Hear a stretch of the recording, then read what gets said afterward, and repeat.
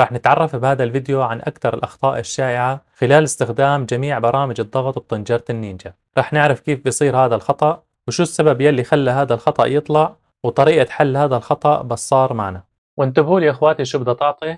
عطتنا كول يعني برد الطنجرة. وسبب هذا الخطأ اخواتي انه احنا كنا على البرنامج الاول وكانت المي عم تغلي، فشكلت بخار قبل احنا ما ننقل على الضغط، وبعد ما نقلنا احنا على الضغط وتأخرنا شوي لحتى ضغطناها صار فيها بخار زيادة. فبالحالة هي الحساس تبع الضغط ما عاد يتحسس بالضبط قد ايه فيها ضغط. أول شي بنفتح الصمام الفوقاني كرمال إذا فيها ضغط نتخلص منه.